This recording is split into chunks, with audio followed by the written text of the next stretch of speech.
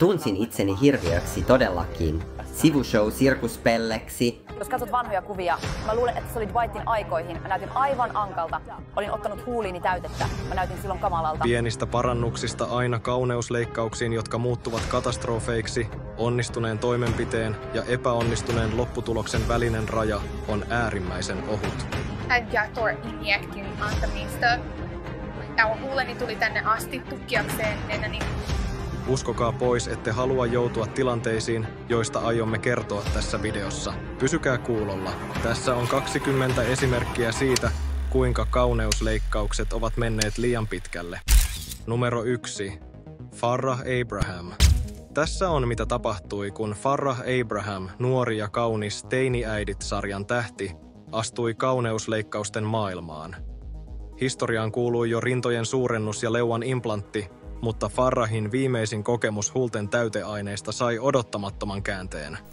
Twitterissä julkaistussa paljastuksessa 23-vuotias Farrah kertoi huulten täytön aiheuttamasta koettelemuksesta, joka johti päivystyskäyntiin sairaalassa. Hänen twiittiinsä liitetty valokuva näytti huomattavasti turvonneen ylähuulen, joka herätti vertauksia sarjakuvahahmoihin, kuten Simpsoneihin. Vaikka hänen ankkamainen ulkonäkönsä tarjosi runsaasti pilkan aihetta sosiaalisessa mediassa, on tärkeää ymmärtää ilmiön tieteellinen tausta. Huulten täytöissä käytetään yleensä dermistä täyteainetta, kuten hyaluronihappoa, joka pystyy sitomaan vettä ja aiheuttamaan väliaikaista turvotusta. Vakavat reaktiot voivat kuitenkin johtua esimerkiksi allergioista tai vääristä injektiotekniikoista. Farrahin aiempi kokeilu kollageenitäytteillä vuonna 2013 nähtiin aluksi kevyenä kokeiluna.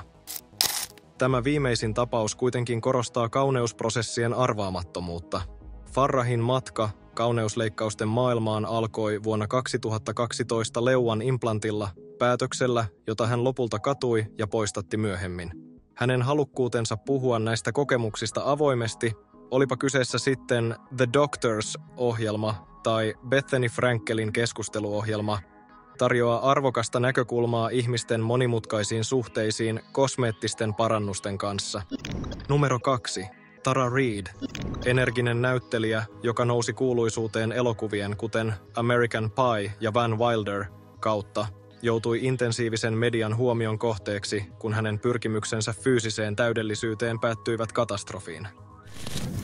Vuonna 2004 uransa huipulla Tara valitsi 2 kosmeettista toimenpidettä, rintaimplantit ja vartalon muotoilun. Huolimatta lupauksista parantaa hänen jo ennestään ihailtua vartaloaan, leikkaukset jättivät hänet vakavasti vääristyneen ulkonäön kanssa. Rintaimplantit asetettiin huonosti, mikä johti näkyviin epäsäännöllisyyksiin ja vääristymiin. Lisäksi vartalon muotoilu, jonka tarkoituksena oli viimeistellä hänen siluettinsa, jätti hänen ihonsa epätasaiseksi ja ryppyiseksi, muistuttaen huolimattomasti ommeltua kangasta. Kun kuvat Taran epäonnistuneista leikkauksista levisivät juorulehdissä, hän joutui keskelle mediakaaosta. Hänen kerran kirkkaasti loistanut uransa himmeni, kun alan ammattilaiset epäröivät tarjota hänelle merkittäviä rooleja. Se, mikä oli aiemmin lupaava urakehitys, kohtasi nyt jyrkän laskun. Taran haasteet eivät kuitenkaan rajoittuneet vain ammatillisiin vastoinkäymisiin ja julkiseen nöyryytykseen. Epäonnistuneiden leikkausten fyysiset ja henkiset vaikutukset olivat syviä. Hän kamppaili jatkuvan kivun, infektioiden ja murtuneen itsetunnon kanssa. Nainen, joka kerran säteili itsevarmuutta ja karismaa, joutui nyt taistelemaan hyväksyäkseen oman peilikuvansa. Numero 3. Raji Narinasinghe. Raji Narinasinghe, transsukupuolinen näyttelijä ja aktivisti, joutui karmivan kertomuksen keskelle lääketieteellisestä väärinkäytöstä ja pimeiden markkinoiden injektioiden vaaroista. Pyrkiessään naisellisempaan ulkonäköön Raji joutui luvattoman lääkärin, herttuattaren, armoille. Etsien edullista vaihtoehtoa kalliille leikkauksille Raji turvautui herttuattareen, joka vakuutti, että sarjapistoksia muuttaisi hänen ulkonäkönsä. Tietämättään Rajiin ruiskutettu aine ei ollut lääketieteellistä silikonia, vaan järkyttävä sekoitus sementtiä, rengasliimaa, pikaliimaa ja mineraaliöljyä. Kun injektiot alkoivat vaikuttaa, Rajin keho muuttui kammottavaksi kovettuneiden kyhmyjen ja vääristyneiden piirteiden mosaiikiksi. Hänen kasvojensa pehmeät ja ilmeikkäät piirteet muuttuivat jäykäksi, liikkumattomaksi kuoreksi, julmaksi pilkaksi hänen todellisesta itsestään. Fyysinen kipu oli sietämätöntä, jatkuva muistutus hänen kehossaan virtaavista, myrkyllisistä aineista. Henkinen tuska oli kuitenkin vielä pahempaa, ahdistus siitä, että hänen identiteettinsä hävisi toimenpiteiden myötä, joiden oli tarkoitus voimaannuttaa hänet. Raji kävi 7 viikon aikana läpi 4 leikkausta, joissa hänen huulistaan, silmäluomistaan, leuastaan ja poskistaan poistettiin myrkyllisiä täyteaineita, raskas prosessi, joka dokumentoitiin tosi-TV-sarjan Botchedin 3. kaudella. Silti vahingot jäivät ja kyhmyjä on edelleen hänen rinnoissaan ja pakaroissaan. Numero 4. Kylie Jenner. Vain harvat julkisuuden henkilöiden nimet herättävät yhtä paljon kiinnostusta ja spekulaatioita kuin Kylie Jenner. Tunnettu roolistaan äärimmäisen suositussa tosi-TV-sarjassa Keeping Up with the Kardashians sekä menestyneestä kosmetiikkabrändistään Kylie Cosmetics, Kylie on ollut fanien ja median tarkkailun kohteena. Kuitenkin kaiken loiston ja glamourin alla piilee aihe, joka on synnyttänyt loputtomia keskusteluja, kauneusleikkaukset. Vaikka Kylie Jenner on päättänyt vaieta mahdollisten kauneusoperaatioidensa yksityiskohdista, hänen muuttuneesta ulkonäöstään liikkuu paljon huhuja ja arvailuja. Havainnoijat ovat tarkkailleet kyljen muodonmuutosta yksityiskohtaisesti, aina oletetuista huulten täyteaineista ja nenäleikkauksista poski- ja leukalinjan muokkauksiin, rintojen suurennukseen ja jopa pakaroiden kohotukseen asti. Ilman Kylien omaa vahvistusta totuus kuitenkin pysyy epävarmana. Vaikka maailma jatkaa spekulointia, yksi asia on selvä. Kylie Jennerin vetovoima ja vaikutus ulottuvat pelkkää fyysistä kauneutta pidemmälle. Olipa kyseessä hänen saavutuksensa meikkien, muodin tai yrittäjyyden parissa, Kylie lumoaa yleisönsä ympäri maailmaa, jättäen meidät kaikki pohtimaan huolellisesti rakennetun imagonsa taakse kätkeytyvää mysteeriä. Numero 5. Julia Tarasovic. Kuvittele leikkaus, joka on niin epäonnistunut, että sen jälkeen et pysty sulkemaan silmiäsi. Tämä oli karmea kokemus Julia Tarasovicille, 43-vuotiaalle venäläiselle kauneuskuningattarelle, jonka pyrkimys kauneusparannuksiin muuttui painajaiseksi. Julia, joka sijoittui toiseksi Mrs. Russia International kauneuskilpailussa, kävi läpi useita toimenpiteitä, kuten kasvojen kohotuksen, blefaroplastian, silmäluomien korjausleikkauksen ja pienen rasvaimun Kadarissa sijaitsevalla klinikalla. Haluttujen hienovaraisten parannusten sijaan hänen kasvonsa kuitenkin turposivat voimakkaasti, jättäen hänet kykenemättömäksi sulkemaan silmiään tai edes hymyilemään. Vastauksena kokemukseensa Julia teki rikosilmoituksen vastuussa olevia lääkäreitä, Andre Kovia ja Omar Khediä, vastaan. He väittivät, että harvinainen geneettinen sairaus nimeltä skleroderma oli komplikaatioiden syynä. Skleroderma aiheuttaa ihon kovettumista ja voi vaikuttaa sisäelimiin, kun kehon immuunijärjestelmä hyökkää sidekudosta vastaan. Julia kuitenkin kiisti tämän selityksen ja huomautti, että hänen aiemmat leikkauksensa olivat onnistuneet ilman mitään geneettisiä poikkeavuuksia. Epäonnistuneet toimenpiteet jättivät hänelle arpia ja toimintakyvyn rajoitteita, ja hän joutui käymään läpi lisäleikkauksia pelastaakseen silmänsä kuoliolta. Vaikka hän sijoitti $25,100 eli 23 300 € korjaaviin toimenpiteisiin, Julia on hyväksynyt sen, että hän ei ehkä koskaan täysin saa takaisin ulkonäköään ennen leikkausta. Numero 6. Courtney Cox. Jossain vaiheessa monille meistä kävi ilmeiseksi, että Courtney Coxin ulkonäkö oli muuttunut huomattavasti. Vaikka jotkut eivät osanneet tarkalleen sanoa, mikä hänessä oli erilaista, osa hänen faneistaan alkoi spekuloida, että hän oli käynyt kauneusleikkauksissa.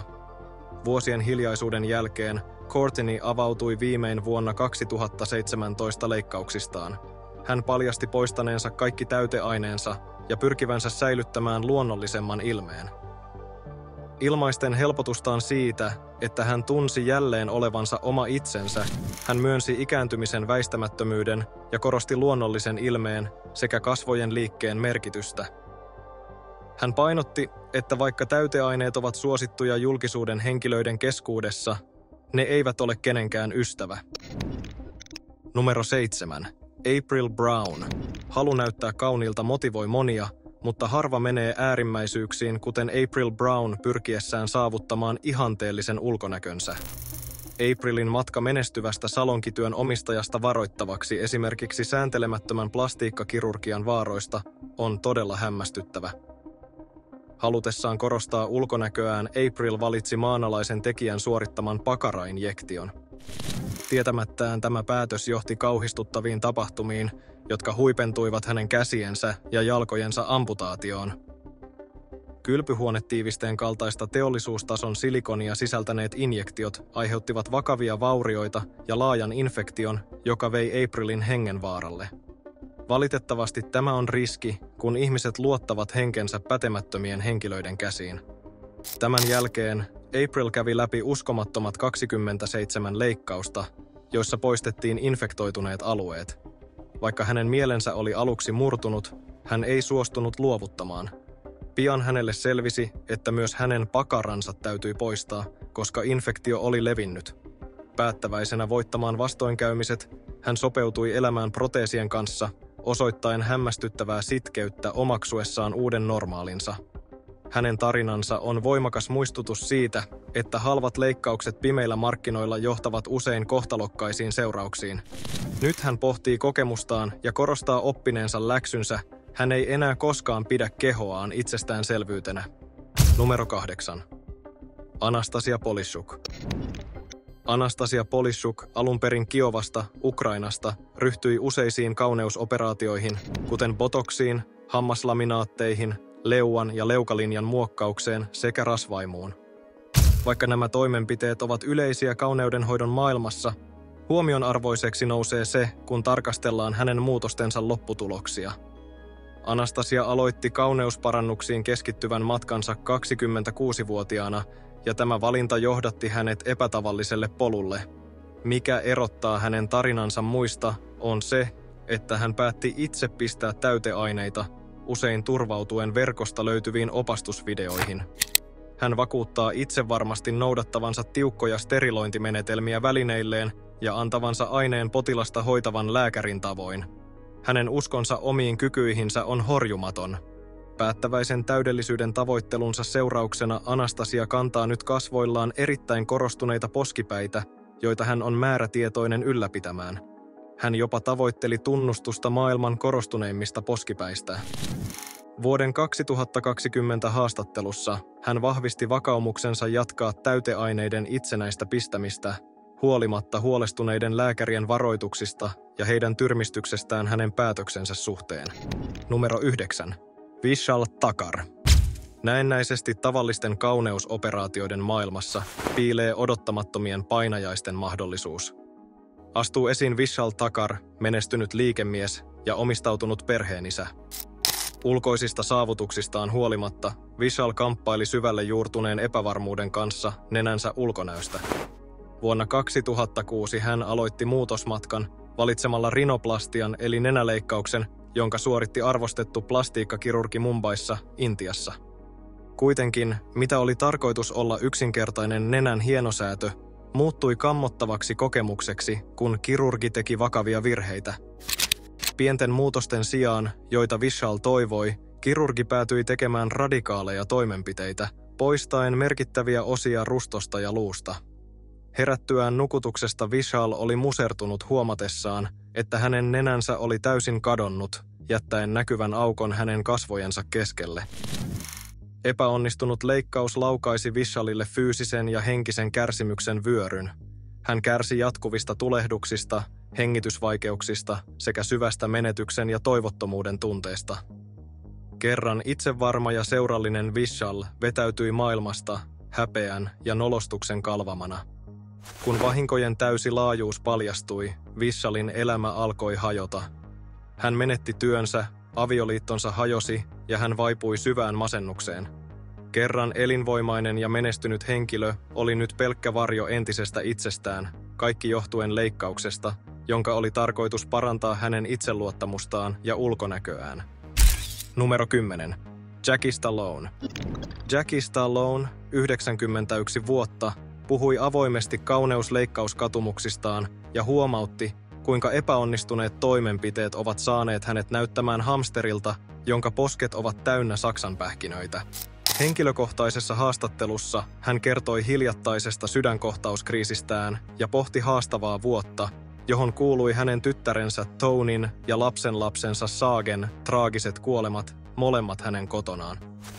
Näistä vastoinkäymisistä huolimatta Jackie ylläpitää aktiivista elämäntapaa ylellisessä Santa Monican merenrantakodissaan.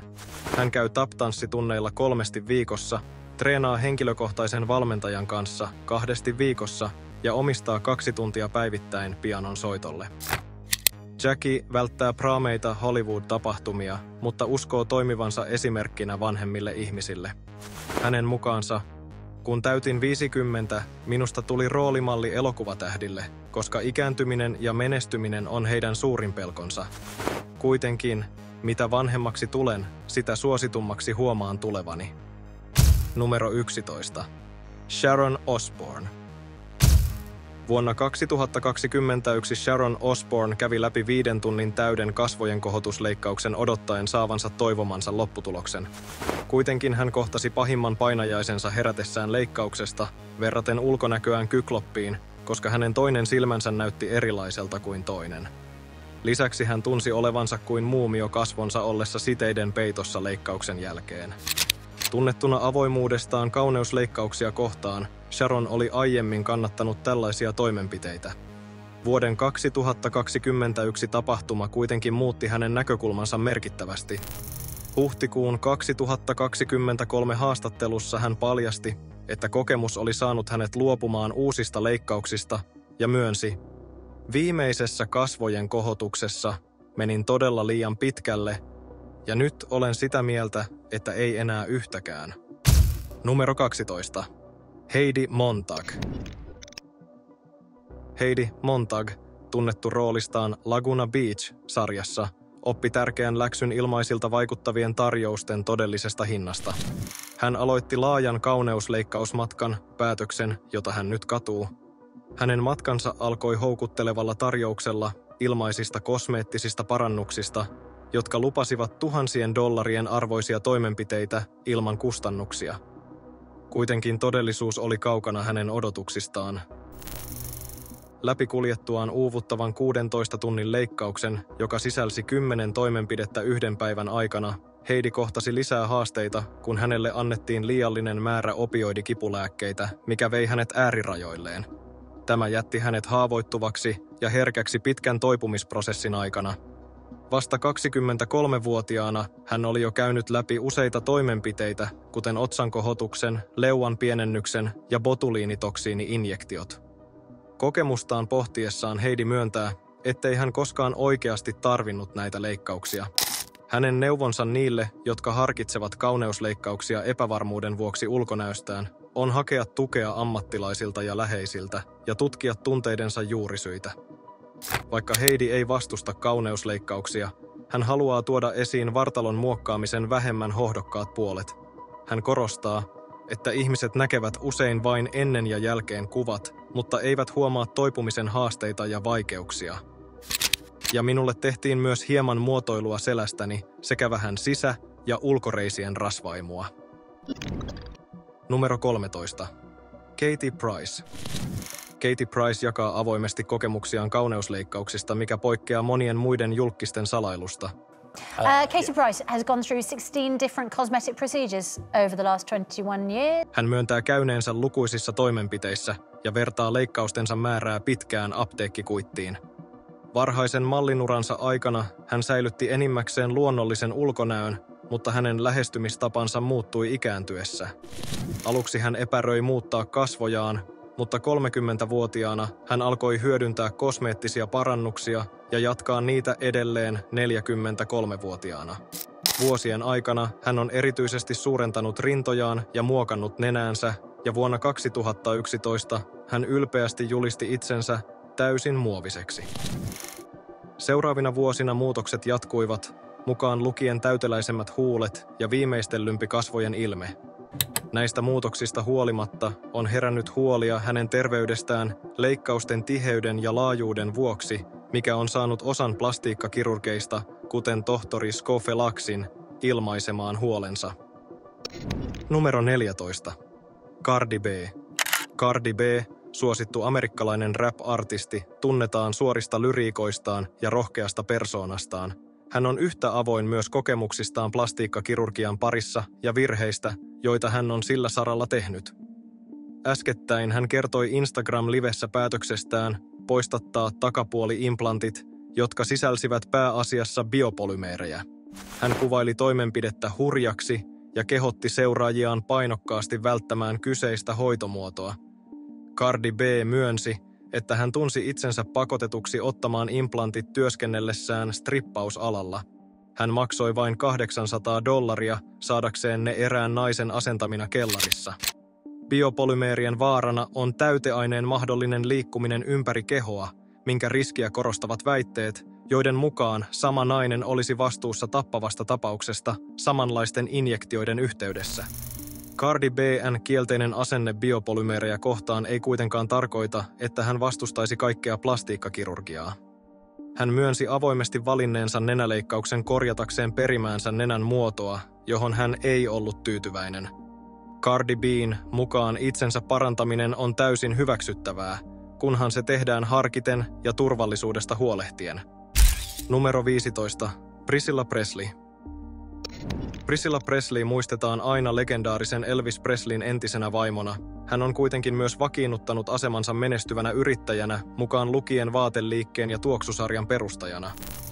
Lisäksi hän on ollut merkittävässä roolissa Gracelandin muuttamisessa suosituksi turistikohteeksi ja on myös kokeillut siipiään näyttelemisessä. Huolimatta saavutuksistaan, jotkut ihmiset keskittyvät kuitenkin enemmän huhuihin hänen mahdollisista kauneusleikkauksistaan kuin hänen ammatillisista onnistumisistaan.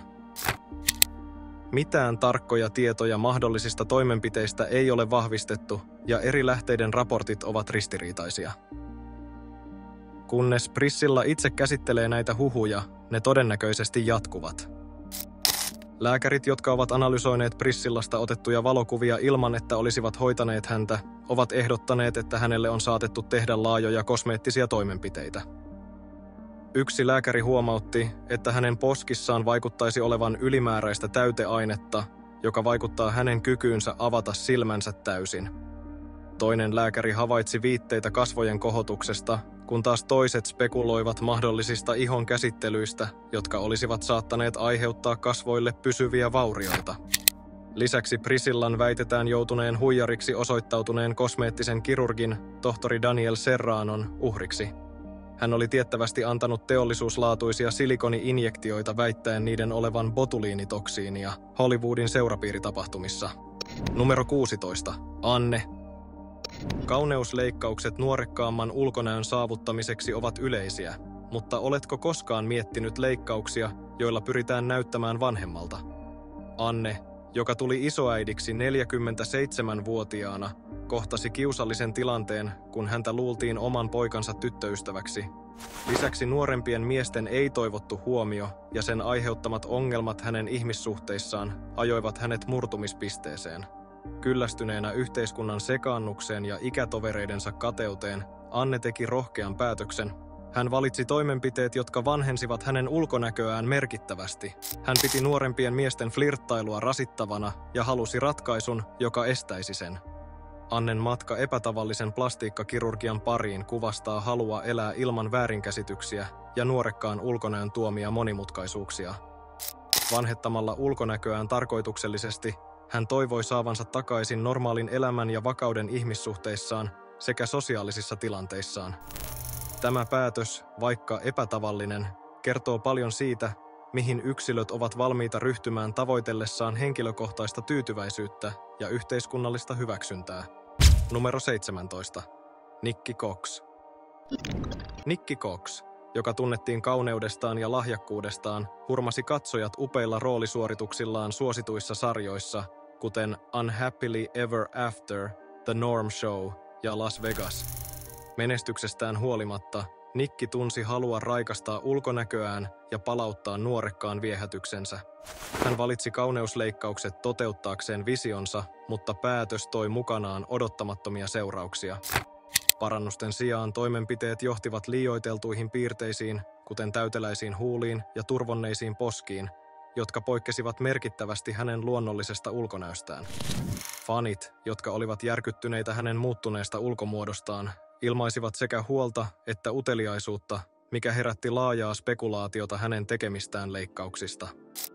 Tarkkailun keskellä Nikki ei kommentoinut asiaa, mikä vain lisäsi arvailuja hänen päätöstensä taustalla olevista syistä sekä niiden mahdollisista vaikutuksista hänen henkilökohtaiseen ja ammatilliseen elämäänsä.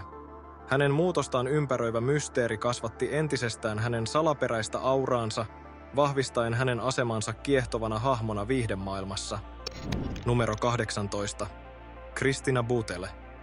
Christina Bootle, kotoisin Wakefieldistä, Länsi-Yorkshiresta, rakastui 15-vuotiaana Ibizalla näkemäänsä karikatyyriin. Kateellisena sen ulkonäöstä hän päätti muuttaa itsensä sen näköiseksi. Palattuaan Britanniaan hän alkoi käyttää enemmän meikkiä ja kävi säännöllisesti solariumissa saadakseen ruskettuneen ihon.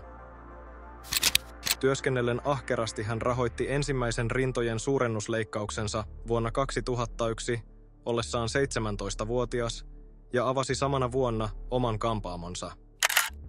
Hänen muodonmuutoksensa jatkui lukuisilla leikkauksilla, joihin kuului 5 rintojen suurennusleikkausta, huulitäytteitä, botoksia, hampaiden valkaisua ja puolipysyvää meikkiä. Hämmästyttävää kyllä, hän jopa muokkasi nänninsä jäljittelemään ihailemansa sarjakuvahahmon tyyliä. Käytettyään hämmästyttävät 133 900 puntaa päästäkseen lähemmäksi rakastamaansa karikatyyriä, Christina on edelleen tyytymätön ja kokee, että hänellä on vielä lisää tehtävää tavoitellessaan tätä ulkonäköä. Hänen suunnitelmissaan on uusia leikkauksia, kuten pakaraimplantit, rintojen suurennuksen uusinta ja kulmakarvojen kohotus. Numero 19. Lin May. Lilia Guadalupe Mola Mayares lumosi yleisöjä ympäri Meksikoa ja latinalaista Amerikkaa 70- ja 80-luvuilla dynaamisena eksoottisena tanssijana ja näyttelijänä.